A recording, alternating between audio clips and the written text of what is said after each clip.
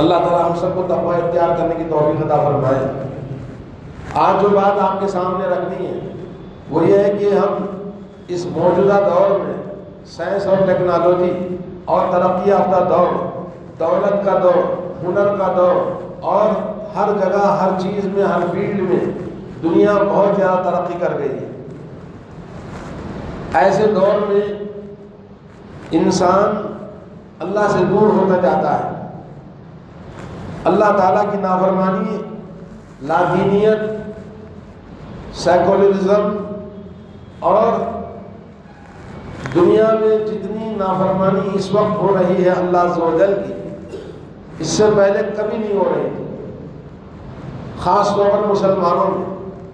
مسلمان اللہ عز و جل کی نعمتیں اور اس کی نشانیاں اور اللہ عز و جل کی قدرت کی چیزوں کو دیکھ کر ایمان بڑھتا ہے اور اللہ عز و جل کی شکر گزاری بڑھتی ہے۔ شکر گزاری کا مطلب ہے اللہ عز و جل کی عبادت کرنا۔ تو اللہ رب العالمین کی جتنی نعمتیں ہماری زندگی میں اضافہ ہوا ہے، اتنی ہی نافرمانیاں معاشرے میں، سوسائٹی میں، گھروں میں، خاندان میں لوگوں کے اندر پائی جاتی ہیں۔ ایسے دور میں ہر گھر میں، ہر خاندان میں نوجوانوں کی صحیح تربیت نہ کرنے کی وجہ سے ماں باپ شکایت کرتے ہیں، بچے ماں باپ سے نفرت کرتے ہیں اور معاشرہ ٹوٹتا بکھرتا جا رہا ہے۔ تو آئیے ہم آپ کو بتائیں گے کہ اس دور میں ہماری سب سے بڑی پرابلم کیا ہے، سب سے بڑی مصیبت والدین کی، گھر کے بڑے سرپرستوں کی، جن کی عدم توجہی، زیادہ اہتمام نہ کرنے، پلاننگ کے نہ کرنے، لاؤبالی اور ایسے ہی چھوڑ دینے کی وجہ سے یہ نوجوان نسل جو آج ہمارے لیے اللہ کے دین کے باغی، والدین کے نافرمان، معاشرے میں کوئی اچھا کام کرنے کے قابل نہیں۔ کیوں؟ اس لیے کہ والدین نے بچپن سے ان کے لیے کوئی پلان نہیں کیا، ان پر محنت نہیں کیا اور ان کے لیے کوئی پروگرام نہیں بنایا۔ پروگرام بنایا، محنت کیا، لاکھوں روپے خرچ کیا، مگر جس کے ذریعے تمام محنتوں کے نتیجے میں نوجوان بگڑ گئے، ماں باپ کی قدر نہیں جانتے، دین و ایمان کا عقیدہ ان کو پتہ نہیں ہے۔ ایک اور اصول بتاتا ہوں، اصول یہ ہے، جو بھی حاکم قوم ہوتی ہے، حاکم قوم جس کو لوگ بڑا مانتے ہیں، جیسے آج دنیا میں یورپی ممالک کی طرف ہر ایک کی نظر ہوتی ہے، ہر نوجوان چاہتا ہے اپنے علم، صلاحیت، ڈگری اور اپنے کوششوں سے یورپ کو چلا جائے۔ کوئی کینیڈا جاتا ہے، کوئی یو ایس جاتا ہے، کوئی یو کے جانے کی کوشش کرتا ہے، کوئی آسٹریلیا جاتا ہے۔ ہر ایک کا جو پڑھا لکھا طبقہ نوجوان ہے، اس کی کوشش ہوتی ہے کہ یورپ کو جانا، کچھ لوگ ہیں خلیج کو جانا، اس لیے کہ سب سے بڑا حاکم دولت ہے، سب سے بڑا حاکم وقت کا دولت ہوتی ہے، اور اس ملک میں ہم انگریزوں کی حکومت کے بعد اس غلامی ذہنیت سے ابھی تک آزاد نہیں ہوئے۔ ہمارے علماء نے اور ہمارے سرپرستوں نے، ہمارے لیڈروں نے ہمارے لیے محنتیں جیسی کرنی چاہیے، کوششیں جیسی کرنی چاہیے کہ مسلمانوں کو دین، ایمان، عقیدے سے جوڑ کر ایک نیا اسلامی معاشرہ بنانے کے لیے انہوں نے نہیں کیا، کیونکہ اس ملک کے اندر زیادہ تر قرآن و سنت کا دین نہیں بلکہ مذہب اور جماعت اور مسلک کے ادیان چلتے ہیں۔ اور ابھی الحمدللہ قرآن و سنت کی تعلیم کی ترقی ہو رہی ہے، لوگ قرآن و سنت کی تعلیم کی طرف آ رہے ہیں، تو امید کی جاتی ہے کہ مستقبل میں انشاءاللہ العزیز ایک مسلمانوں کا روشن مستقبل ہوگا۔ لیکن کہنا یہ ہے کہ حاکم جو بڑی قوم ہوتی ہے، چھوٹی قومیں محکوم غلام اپنے اوپر والی قوموں کی اقتدا کرتے ہیں، ان کے نقش قدم پر چلتے ہیں، ان کا اسٹائل اپناتے ہیں اور ہر چیز میں انہی کے نقش قدم پر چلنے کو اپنے لیے فخر محسوس کرتے ہیں۔ جیسے سب سے بنیادی بات ہے، بچہ بولنے لگتا ہے تو انگریزی تعلیم، ہماری وہیں سے غلامی شروع ہو جاتی ہے۔ انگریزی تعلیم، اچھی تعلیم کرسچنوں کے اسکول میں، ہندوؤں کے اس کالج میں بڑی بڑی رقمیں دے کر اپنے بچوں کو ایڈمیشن دلاتے ہیں۔ وہاں کیا تعلیم دی جاتی ہے؟ ظاہر بات ہے اسلام کے خلاف عقیدہ اور دین اسلام کی شریعت کے خلاف پریکٹیکل زندگی ان کی بنائی جاتی ہے۔ بچے اس چھوٹے سے پیڑ کی طرح ہوتے ہیں جس کو جیسا چاہے موڑ جاتا ہے۔ تو بچپن ہی سے ان اسکولوں میں، انگریزی اسکول، کرسچنوں کے اسکول، ہندوؤں کے اسکول، وہاں پر ہماری برین واش کیا جاتا ہے بچوں کا۔ پھر وہاں سے ہم کانوینٹ سے نکال کر ہائی اسکول سے نکال کر کالج، اور اس کے بعد پھر اپنے گھر سے اس بچے کو اڑا دیتے ہیں۔ امریکہ جاؤ، UK جاؤ، کینیڈا جاؤ، فلاں جاؤ، آسٹریلیا جاؤ، تو وہاں جانے کے بعد پھر ہمارے بچوں کی کوئی بھی چیز ہمارے ہاتھ میں نہیں رہتی ہے۔ کہنا یہ ہے، ایک بہت بڑا تاریخ دان جس نے کتاب لکھی ہے 9 جلدوں میں، انگریز، کہتا ہے اسپین میں اندلس کے اندر جب مسلمانوں کی حکومت تھی تو وہاں کے مقامی کرسچن نوجوان جو کہ غیر مسلم ہیں مگر مسلمانوں کے لباس کو پہننا فخر محسوس کرتے تھے، اور کرسچن چرچ میں جا کر درس سننے، دین کی باتیں سیکھنے کے بجائے مسلمانوں کے درس میں جا کے بیٹھتے تھے۔ بجائے چرچ میں آنے کے وہ غیر مسلموں کے ساتھ اپنی دوستی رکھنے کے مسلمانوں کے ساتھ دوستی رکھتے تھے، اور انہیں کے ساتھ اٹھنا بیٹھنا، ان کے نقش قدم پر چلنا، ان کی زبان سیکھنا، اپنی مقامی زبان نہیں سیکھتے تھے بلکہ وہ عربی زبان سیکھتے تھے۔ کیوں؟ اس لیے کہ ہر حاکم قوم کی محکوم قوم غلامی کرتی ہے۔ جیسے آج ہمارے نوجوان یورپی ممالک کی تہذیب، مغربی ممالک کا تمدن اور مغربی تہذیب کی زندگی کا اسٹائل، اور ہم سب اپنے آپ کو وہی بنانے کی کوشش کرتے ہیں۔ مغربی تہذیب نے اور مغربی تمدن نے اور یورپی ممالک نے مسلمانوں کو اسلام سے دور نہیں کر سکتے، اور اسلام مسلمانوں کی زندگی سے ختم نہیں کر سکتے۔ انہوں نے ایسا سسٹم بنایا زندگی کا، تعلیم کا، جس سے خود بخود نوجوان اسلام سے دور ہو جاتے ہیں، اور یہ بتایا کہ صرف تعلیم اور تہذیب، خوشحال زندگی اسلام کے بندھنوں میں رہ کر نہیں ہو سکتی۔ زندگی کی ترقی کرنا ہے، آزاد زندگی گزارنا ہے تو اسلام کے جھنجھٹوں سے اپنے آپ کو دور رکھنا ہے، اور اسلام کے ماننے والوں کے لیے یہ ذہنوں میں نوجوانوں کے ڈالا کہ اسلام صرف بوڑھے لوگوں کا کام ہے، بوڑھے لوگ اسلام پر عمل کریں۔ یہ کوشش انہوں نے کی، کامیاب ہو گئے۔ آج ہم دیکھتے ہیں مسجدوں میں جب بھی کوئی پروگرام ہوتا ہے، دعوت کا کام کیا جاتا ہے، لوگوں کو جوڑنے اور بولنے کا کام کیا جاتا ہے، تو بوڑھے لوگ زیادہ ہوتے ہیں، نوجوان نسل نہیں آتی ہے۔ تو کیوں؟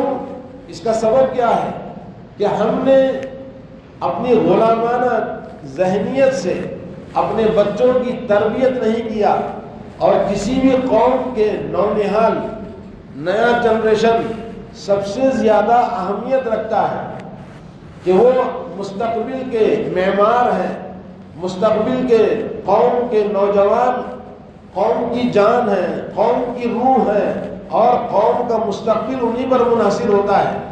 تو ان کی نگہداشت کرنا اور ان کو صحیح راستے پر لے جانے کے لیے ان کی تربیت کرنا، گھروں کا ماحول، ماں سب سے بڑا اسکول ہے، والدین سب سے بڑا تربیت گاہ ہے، ماں باپ کی تربیت، ماں باپ کی تعلیم۔ لیکن ہمارے پاس مشکل، ماں باپ بھی اندھے ہیں، ماں باپ بھی دین سے دور ہیں، ان کو تہذیب کا پتہ نہیں، شریعت کا پتہ نہیں، عقیدہ کا پتہ نہیں، ایمان کا کوئی ان کو معلومات نہیں ہے، اور توحید کسے کہتے ہیں ان کو پتہ نہیں ہے۔ اس لیے انہوں نے جیسی زندگی انہوں نے پائی، اپنے بچوں کی زندگی ویسی ہی بناتے چلے گئے۔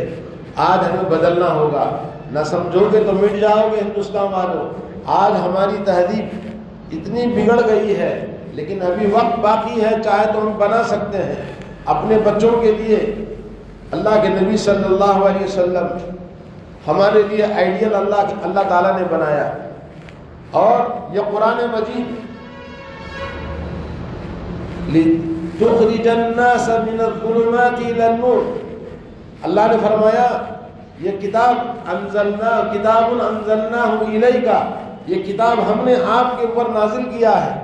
مقصد اس کا لِتُخْرِجَ النَّاسَ، لوگوں کو نکالے اندھیروں سے، تاریکیوں سے، کفر، شرک اور بدعات اور ظلمتیں جتنی بھی دنیا کے اندر ہیں ان تمام سے نکال کر اللہ کے نور کی طرف، اللہ کی ہدایت کی طرف، اللہ کی رحمت والی زندگی بنانا ہے، جنت والی زندگی بنانا ہے۔ اللہ کے نبی نے ایسے ہی کیا۔ تو وہ قوم جتنے بھی اسلام کے اندر نوجوان اللہ کے نبی کے پاس میں تھے، ان کے ایک ایک نام، ان کی داستان بتاؤں تو بہت وقت لگے گا۔ اللہ کے نبی صلی اللہ علیہ وسلم کے ارد گرد میں سب نوجوان تھے، والدین ان کی تربیت کرتے تھے۔ رسول اللہ صلی اللہ علیہ وسلم جب مدینہ منورہ آئے تو بے شمار صحابہ نے اپنے بچوں کو نبی کی خدمت میں چھوڑ دیا۔ حضرت زید بن ثابت رضی اللہ عنہ کاتب وحی، ان کی عمر تھی، اللہ کے نبی جب آئے تو 11 سال کے تھے۔ 13 سال میں جنگ بدر ہوا، بولے جنگ بدر میں شریک ہونا ہے، بولے نہیں ابھی چھوٹا ہے۔ جنگ احد اس کے بعد کے سال میں، جن کی عمر 14 سال کی تھی، بولے جنگ احد میں شریک ہونا ہے، بولے نہیں ابھی چھوٹا ہے۔ اور جنگ خندق 15 سال کی عمر ہو گئی تو اللہ کے نبی سے کہا میں اب لڑوں گا، اجازت دے دی۔ حضرت رافع بن خدیج، حضرت سمرہ بن جندب رضی اللہ تعالی عنہما، دونوں 15 سال کے تھے۔ اللہ کے نبی نے کہا ابھی چھوٹے ہیں، جنگ میں نہیں جائیں گے، لیکن لوگوں نے بتایا کہ حضرت رافع بن خدیج بڑے تیر انداز ہیں، بڑے بہادر ہیں، تو اللہ کے نبی نے ان کو اجازت دی۔ حضرت سمرہ بن جندب رضی اللہ تعالیٰ عنہ آتے ہیں، کہتے ہیں یا رسول اللہ آپ نے رافع کو اجازت دی ہے جنگ میں جانے کی، میں اس کو لڑوں گا تو پچھاڑ دوں گا، بولے لڑ کے دکھاؤ۔ انہوں نے لڑائی کی اور پٹک دیا نیچے۔ اللہ کے نبی نے دونوں کو اجازت دے دی۔ عبداللہ بن عمر نوجوان تھے، عبداللہ بن مسعود، عبداللہ بن عباس، انس بن مالک، سب چھوٹے چھوٹے صحابہ، نوجوان صحابہ، مگر دین کے خاطر ان کی ماؤں نے ایمان لانے کے بعد ایسی ایمان کی محبت کہ بچے جنگ میں جانے کے لیے بےتاب، کافروں سے لڑنے کے لیے ان کے اندر اتنی بہادری اور ہمت کا مظاہرہ۔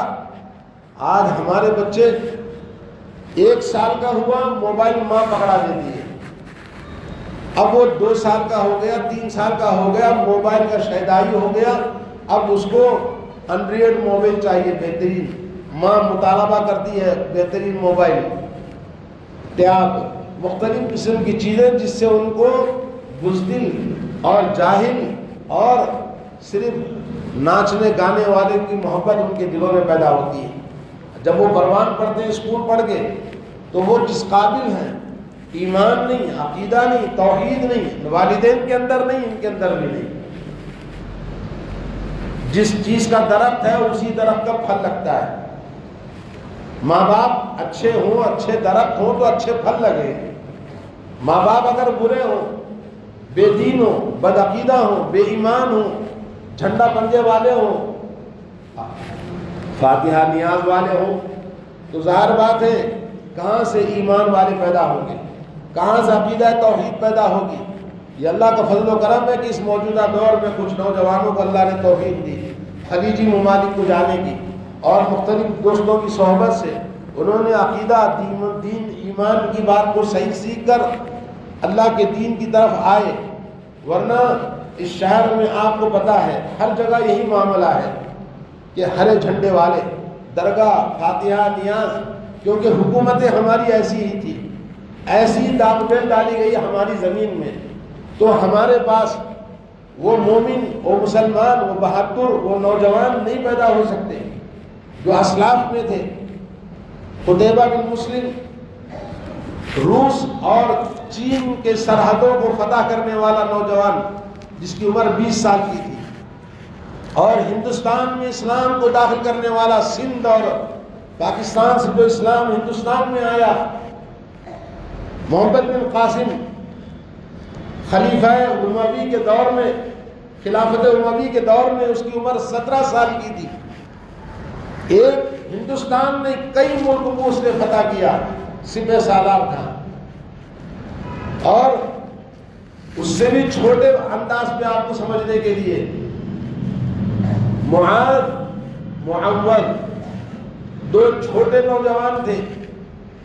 صحیح بخاری کے اندر حدیث ہے، عبد الرحمن ابن عوف رضی اللہ تعالیٰ عنہ کہتے ہیں جنگ بدر میں میں گیا، میں گزر رہا تھا، دیکھا تو چھوٹے بچے ہاتھ میں ہتھیار لے کر کھڑے ہیں. مجھے ڈر لگا ان کو نقصان ہوگا. میں نے کہا بچے الگ ہو جاؤ. میرے کہنے سے پہلے ایک بچے نے کہا چچا ابو جہل کہاں ہے، آپ جانتے ہیں؟ بولا ہاں. آپ کیا کرو گے؟ بولے ہمیں قتل کرنا ہے. ارے اتنا چھوٹا ہتھیار لے کر کیوں قتل کرنا ہے؟ بچے نے کہا وہ ہمارے نبی صلی اللہ علیہ وسلم کو گالیاں دیتا ہے. دوسرے لڑکے کی طرف دیکھا، وہ بھی سر ہلاتا، بولے ہاں مجھے بھی لڑنا، مارنا ہے اس کو. اچھا، تھوڑی دیر کے بعد میں دیکھا ابو جہل وہاں سے، کیونکہ وہ پوری قوم کا، فوج کا سردار تھا، 1000 کی لشکر جرار تھی، ادھر سے آ رہا تھا. میں نے کہا دیکھو وہ جو آ رہا ہے گھوڑے پر وہی ابو جہل ہے. عبد الرحمن ابن عوف کہتے ہیں میں دیکھ رہا تھا، دونوں بالکل تیار ہو کر کنارے چھپ کر رہے. جیسے ہی ابو جہل قریب آیا، ایک نے ایک اس کے پیر پر وار کر دیا، ایک ٹانگ توڑ دی اس کی. دوسرے نے دوسری طرف وار کر کے اس کی ٹانگ کو مار دیا. ظاہر تھا کہ دونوں ٹانگیں جب ٹوٹیں گی گھوڑے پر سے تو نیچے گر گیا، تو فوراً اس کو قتل کر دیا. چھوٹے چھوٹے نوجوان، صرف رسول اللہ صلی اللہ علیہ وسلم کو گالیاں دیتا تھا. ماں نے بتایا اتنی غیرت تھی ان کے اندر دین کے خاطر. اللہ کے نبی کے پاس عبد الرحمن بن عوف نے بتایا ان دونوں نے قتل کیا ہے. اللہ کے نبی کے پاس لے کر آئے. صحیح بخاری کی حدیث ہے. بولے آپ میں سے کس نے قتل کیا؟ دونوں نے میں ایک زبان کہا ہم دونوں نے قتل کیا. بولے تمہاری تلوار دکھاؤ. دونوں کی تلوار کو دیکھا رسول اللہ صلی اللہ علیہ وسلم، دونوں کی تلواروں میں خون لگا ہوا ہے. سبحان اللہ. کہا تم دونوں نے شہید کیا، مبارکباد دی. اس میں سے ایک صحابی حضرت محمد شہید ہو گئے اسی جنگ میں، اور حضرت معاذ زندہ رہے. اللہ کے نبی نے جنگ کے بعد میں ان کو جو تحفہ دینا تھا دیا. حضرت اسامہ بن زید جن کی عمر 17 سال کی تھی، ابو بکر صدیق بھی ہے، خلفائے راشدین بھی ہے، مگر فوج کا سردار، لشکر کا کمانڈر اللہ کے نبی نے حضرت اسامہ کو بنایا. کیوں؟ نوجوانوں میں بہادری ہوتی ہے، جذبہ ہوتا ہے، خون گرم ہوتا ہے، کام کرنے کی ان کے اندر ہمت ہوتی ہے، طاقت ہوتی ہے قوم کو لے کر جانے کے لیے. حضرت عمر رضی اللہ تعالیٰ عنہ حکومت میں کوئی بھی معاملہ ہوتا تو پہلے نوجوانوں کو جمع کرتے اور ان سے مشورہ لیتے تھے. صحابہ کرام اپنے اطراف سب نوجوان ایک ساتھ اللہ کے نبی کی حمایت میں، مدد کرنے میں، اللہ کے نبی کی ہر بات پر اطاعت کرنے میں ہمیشہ تیار رہتے تھے۔ آج ہمارے نوجوانوں کی تربیت ہم کیا کر رہے ہیں؟ انگریزی تعلیم تو دی آپ نے، منع نہیں آپ انگریزی تعلیم دیں، اعلیٰ سے اعلیٰ تعلیم دیں، مگر ان تعلیم، انگریزی تعلیم، یورپی تعلیم نے یہ پروگرام بنایا کہ مسلمانوں کو اسلام سے کیسے قتل کر دیا جائے۔ کرسچنوں کی اسکولوں میں یہ پروگرام ہے کہ کیسے ان بچوں کو کرسچن بنایا جائے، اور آج ہندوازم کس طرح سے پھیلایا جا رہا ہے آپ کو پتہ ہے۔ ایسے وقت میں ہمارے گھر کے ذمہ دار، محلے کے ذمہ دار، مسجدوں کے ذمہ دار، علماء کرام، قوم کے سرپرست، سب کی ذمہ داری بنتی ہے کہ لوگوں میں احساس پیدا کرے۔ گھر گھر میں تعلیم کی ضرورت ہے، اہمیت کی ضرورت ہے، سمجھنے کی ضرورت ہے، محنت کرنے کی ضرورت ہے، اور اخلاص کی ضرورت ہے، آپس میں لڑنے جھگڑنے کی نہیں۔ ہر مسجدوں میں اختلاف، ہر جماعت میں اختلاف، ہر ایک مسلمان دوسرے کے دست و گریبان۔ شیطان نے، ہم نے سمجھا کہ یہ لوگ قرآن و سنت پر چلتے ہیں اور ان کے اندر بدعت نہیں ہے، ان کے اندر شرک نہیں ہے، لیکن شیطان کے غلام ہیں۔ یا ایھا الذین آمنوا لا تتبعوا خطوات الشیطان، اللہ نے کہا شیطان کے نقش قدم پر نہ چلو، کہ انہ یأمر بالفحشاء والمنکر، شیطان ناپسندیدہ کاموں کی آپ کو دعوت دیتا ہے اور بے حیائی کے کاموں کی دعوت دیتا ہے۔ آج بے حیائی سر چڑھ کر بولتی ہے، تو ہمیں تربیت کیسے کرنا چاہیے؟ سب سے پہلے اپنے بچوں کی نگہداشت، ہم ان کا نام اچھا رکھیں۔ پہلی بات، تربیت کرنے کے لیے کچھ اصول بتاتا ہوں۔ نام اچھا رکھیں۔ آج گھروں کے اندر دیکھیں کتنے برے برے نام اور ماڈرن قسم کے نام، سیریل اور ٹی وی کے نام اپنے بچوں کے رکھے جاتے ہیں، جبکہ نام صحابہ کے نام، انبیاء کے نام، صحابیات کے نام، امہات المومنین کے ناموں کو رکھنا چاہیے۔ ان ناموں کے رکھنے میں ماں باپ کو فخر ہونا چاہیے، بجائے فخر ہونے کے کہتے ہیں جی ہمارے خاندان میں ایک عبداللہ نام کا ہے، ہمارے خاندان میں عبد الرحمن موجود ہے، ہمارے گھر میں ایک آدمی موجود ہے۔ اس طرح کہہ کر انبیاء کے نام، صحابہ کے نام سب کو انکار کر دیا جاتا ہے۔ اچھے نام رکھنے کے لیے لوگ تیار نہیں ہیں، کہتے ہیں یہ پرانے نام ہے، نیا نام بتائیے۔ تو آج ضرورت ہے ان ناموں کو رکھیں، اور اس ناموں کے پیچھے جو شخصیت ہے، عمر نام رکھا تو عمر کون ہے، خالد نام رکھا تو خالد کون ہے، خالد بن ولید۔ صحابہ کرام میں بہت بڑے جنرل کمانڈر تھے، ان کی تاریخ آپ ان کو بتائیں، بچپن سے ہی بتائیں۔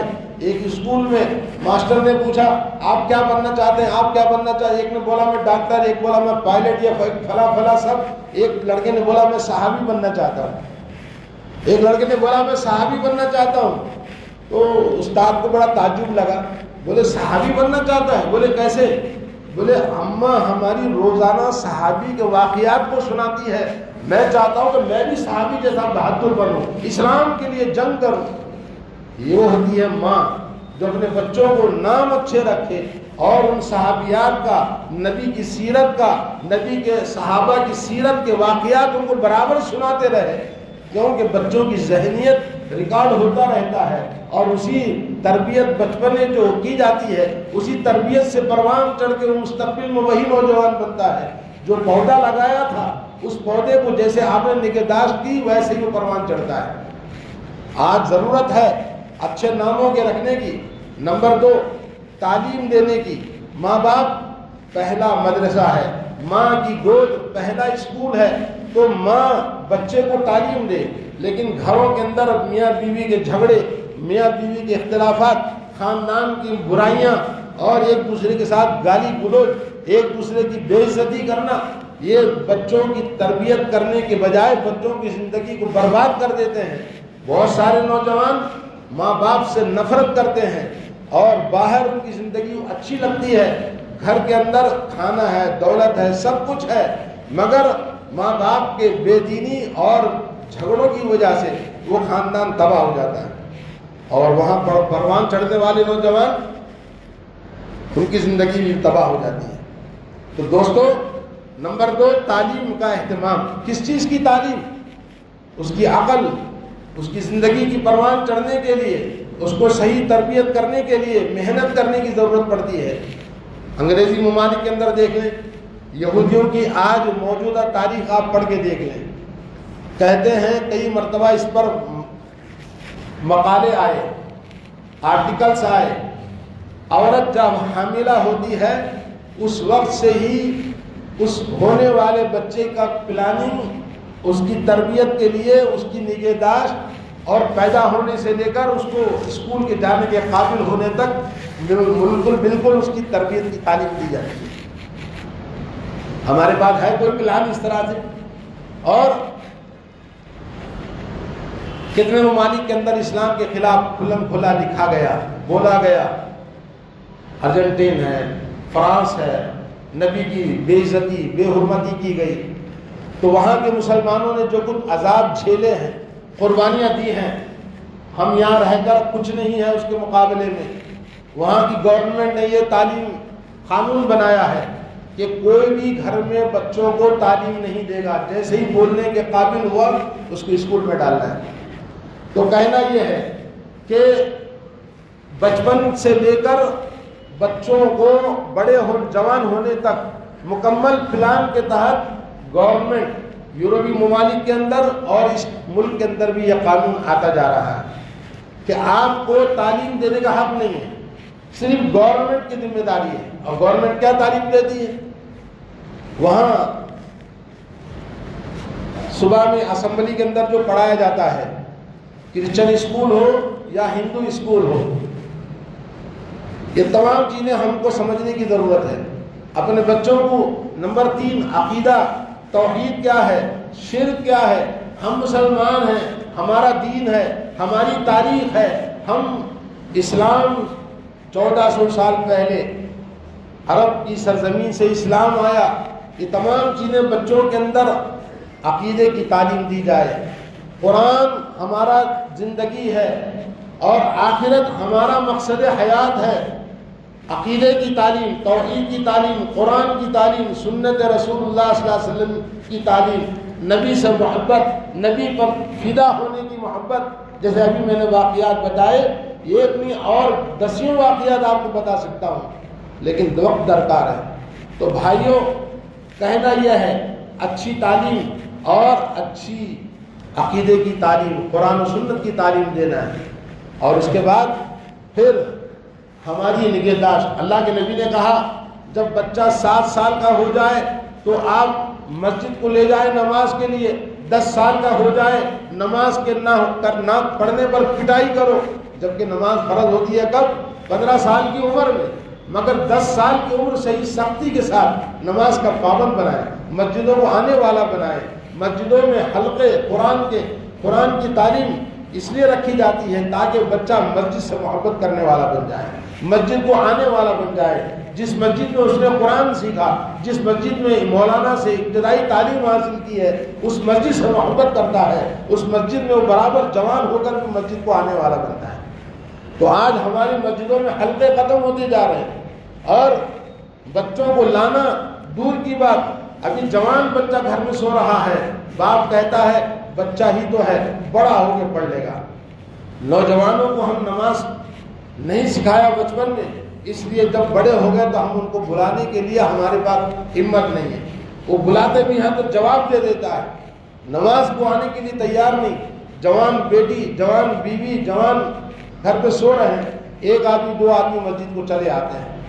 تو آج ہماری تربیت میں کوتاہی ہے، ہمیں ذمہ داری کو لینا ہوگا، اپنے خواہشات کی قربانی کر کے اپنے بچوں کا مستقبل اپنا مستقبل بنانے کے لیے کوشش کرنی ہوگی۔ اور اسی طرح سے ہمارے نوجوانوں کو، جیسے صحابہ کرام کو اللہ کے نبی صلی اللہ علیہ وسلم نے تربیت کیا تھا، ویسے تربیت حضرت لقمان حکیم مشہور ہیں، ایک سورہ قرآن کے اندر سورہ لقمان، اس کے اندر بھی انہوں نے اپنے بچے کو تربیت کرنے کے اصول بیان کیے ہیں۔ ماں باپ، شرک توحید کی تعلیم کے بعد ماں باپ کا ادب، بڑوں کا ادب، ماں باپ کی خدمت، ان کے ساتھ احسان کرنا، اگرچہ وہ کافر کیوں نہ، اگر وہ فاتحہ، درگاہ، یا کوئی اس طرح شرک کرنے والا کام کا حکم کرتے ہیں تو اطاعت نہیں کریں گے، لیکن احسان ان کے ساتھ کرنا ضروری ہے۔ ماں باپ کافر بھی کیوں نہ ہوں لیکن ان کے ساتھ نیکی کرنا، ادب کرنا، اللہ کے بعد میں سب سے بڑا احسان ماں باپ کا ہے۔ تو اللہ نے ماں باپ کا بڑا مرتبہ بتایا ہے قرآن مجید میں۔ اس کی تعلیم بچوں کو نہیں کرتے، قرآن کی آیت نہیں بتاتے، احادیث میں ماں باپ کی خدمت کا جو جذبہ بتایا گیا اس کو بتانا کون اگر ماں باپ نہیں بتائیں گے؟ تو اس طرح سے دوستو حضرت لقمان نے کہا کہ بیٹا اترا کر نہ چلو، غرور اور گھمنڈ کے ساتھ نہ گزارو زندگی، بلکہ تعلیم دی، اقیم الصلاۃ وامر بالمعروف، نماز پڑھو، بھلائی کا حکم کرو، لوگوں کو برائیوں سے روکو، زمین پر اترا کر فخر سے نہ چلو، گھمنڈی نہ بنو، چلا کر بات نہ کرو۔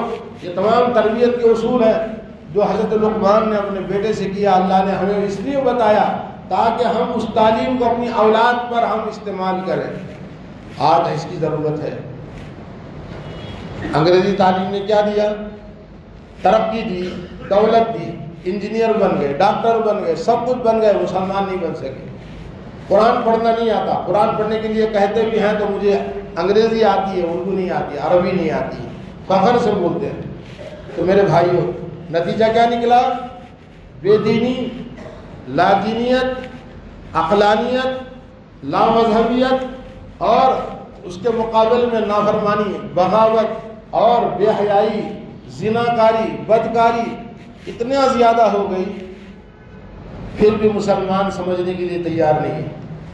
آج اسلامی ممالک کے اندر ملک مسلمانوں کا، مسجدیں مسلمانوں کی، کوئی غیر نہیں ہے۔ آپ کے پاس نہ مسجدیں آپ کی ہیں، ملک آپ کا نہیں ہے، آپ اقلیت میں یہاں پر ہیں۔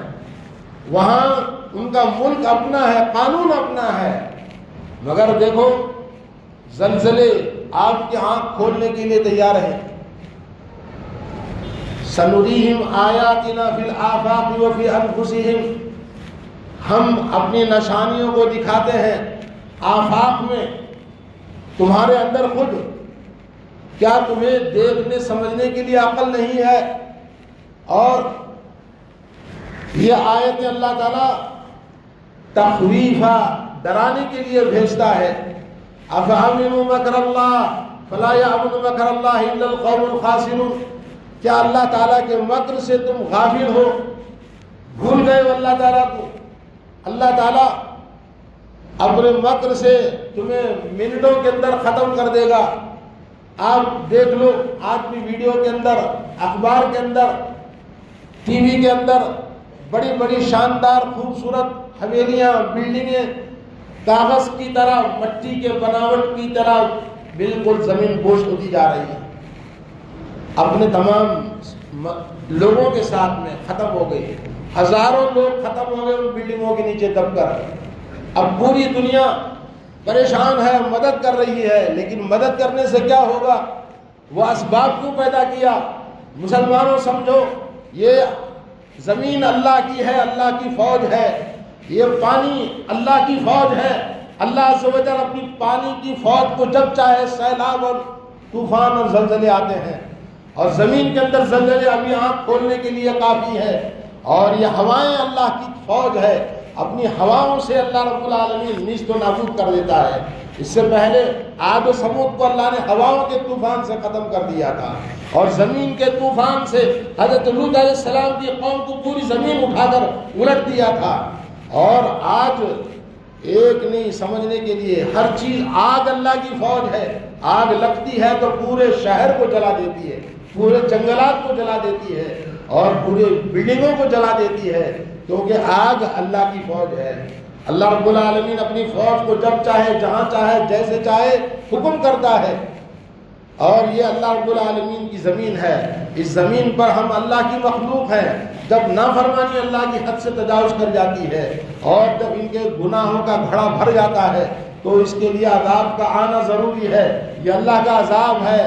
اور قُلْ هُوَ الْقَادِرُ عَلَىٰ أَن يَبْعَثَ عَلَيْكُمْ عَذَابًا مِّن فَوْقِكُمْ وَمِن تَحْتِ أَرْجُلِكُمْ، اللہ تعالیٰ ہر چیز پر قادر ہے۔ اللہ تعالیٰ تمہارے سروں کے اوپر سے عذاب نازل کرے گا، تمہارے پیروں کے نیچے سے زمین پر اللہ کا عذاب آئے گا، تمہارے دائیں سے بائیں سے ہر طرف سے اللہ کا عذاب آ سکتا ہے۔ اللہ رب العالمین کی نافرمانی چھوڑ کر مسلمان خاص طور پر اپنے ایمان اور عقیدے، اپنے دین کی فکر کریں، اپنی آنے والے نیا جنریشن کا اہتمام کریں، تعلیم کا، قرآن و سنت کا اہتمام کریں۔ اپنے بچوں کو ٹیوشن پڑھانے کے لیے ہزاروں فیس دے کر پڑھاتے ہو، قرآن مجید کو پڑھانے کے لیے فری پڑھانے کے لیے بھی تیار نہیں، 1000 2000 200 500 دینے کے لیے بھی تیار نہیں۔ ایسی مسلمان قوم کو اللہ کہاں سے بچائے گا؟ آج ان کی ہلاکت ہے تو کل ہماری باری ہے۔ نہ سمجھو گے تو مٹ جاؤ گے ہندوستان والوں۔ آؤ اپنے آپ کی تربیت کرو، بدلو اپنے آپ کو۔ ان تتولوا یستبدل قوما غیرکم ثم لا یکونوا امثالکم، اگر تم نہیں بدلو گے تو اللہ کو بدلنا آتا ہے، تمہاری جگہ پہ دوسری قوم کو لائے گا۔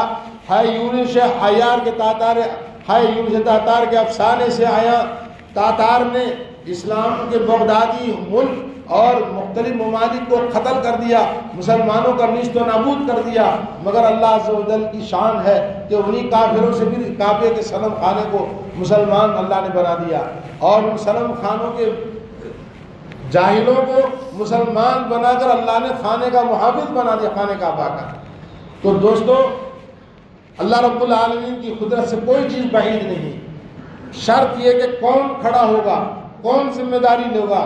قوا انفسکم واہلیکم نارا، اپنے آپ کو، اپنے گھر والوں کو بچاؤ۔ آپ اکیلے ذمہ دار ہیں، آپ کھڑے ہو جائیں، میں کھڑا ہو جاؤں، میں تیار ہو جاؤں کہ میں انشاءاللہ بدلوں گا اپنے آپ کو، تو انشاءاللہ پورا معاشرہ بدل جائے گا۔ آج اس کی ضرورت ہے۔ اللہ تعالیٰ سے دعا ہے کہ اللہ تعالیٰ ہمیں توفیق عطا فرمائے، اللہ تعالیٰ ہماری اصلاح فرمائے، اللہ رب العالمین ہمارے قوم کے اندر احساس پیدا فرمائے، اللہ تعالیٰ ہمارے نوجوانوں کی اصلاح فرمائے، اللہ رب العالمین ہماری مسلمان گھروں سے بھاگنے والی بے شمار لڑکیاں غیر مسلموں کے گود میں جا کے بیٹھ رہی ہیں، اللہ تعالیٰ ان ماں باپ کو اسلام کی تربیت کرنے کی توفیق عطا فرمائے۔ ان نوجوان بھاگنے والی لڑکیوں کا ذمہ دار کون ہے؟ یہی انگریزی تعلیم، انگریزی اسکولوں کا نتیجہ ہے، اور ہماری تعلیم ہم سب آپس میں لڑتے بھڑتے کھانے پینے کی ہوس میں، خواہشات میں ہم مرے ہوئے ہیں۔ قل ان کان آباؤکم وابناؤکم واخوانکم وازواجکم وعشیرتکم واموال اقترفتموها وتجارۃ تخشون کسادها ومساکن ترضونها احب الیکم من اللہ ورسولہ۔ اے نبی صلی اللہ علیہ وسلم، آپ کہہ دیجئے، اگر تم کو تمہارے باپ دادا، تمہارے بھائی بہنیں اور تمہارا خاندان، تمہاری بیویاں، تمہارے مال و دولت جو تم نے کما کے رکھا ہے، اور تمہارے تجارت کے بڑے بڑے تجارت خانے، اور تمہارے خوبصورت محل جہاں سکون کے ساتھ تم رہتے ہو، اگر یہ سب تم کو زیادہ محبوب ہے تو پھر وقت کا انتظار کرو کہ تمہارے اینٹ سے اینٹ بجا دی جائے گی، اور تمہارے دیکھا یہ ترقی یافتہ دولت مند ترکیہ کا ملک، جہاں مرد کے ساتھ شادیاں کرتے ہوئے میں نے دیکھا ہے، جہاز میں شادی، مرد کی شادی، مبارکباد دی جا رہی ہے۔ اللہ کا عذاب نہیں آئے گا تو کیا ہوگا؟ اسلامی ملک ہے، اسلامی ملک میں اسلامی قانون میں مرد کے ساتھ شادی ہوتی ہے، تو پھر زلزلے نہیں آئے تو کیا ہوگا؟ طوفان نہیں آئیں گے تو کیا ہوگا؟ اور لواطت کی بیماری کی وجہ سے جو اللہ نے زمین کا عذاب الٹ دیا تھا، پھر یہ سب انتظار کرو۔ آج فحاشی، بے حیائی، انارکی، زناکاری، بدکاری ہر گھر کے، ہر محلے کے اندر موجود ہے۔ یہ موبائل نے ہمیں کوئی کسر نہیں چھوڑی ہے۔ دوستو، ہمیں سمجھنا ہوگا، نہ سمجھو گے تو مٹ جاؤ گے ہندوستان والوں، تمہاری داستان تک نہ ہوگی داستانوں میں۔ اللہ تعالیٰ ہم سب کی اصلاح فرمائے۔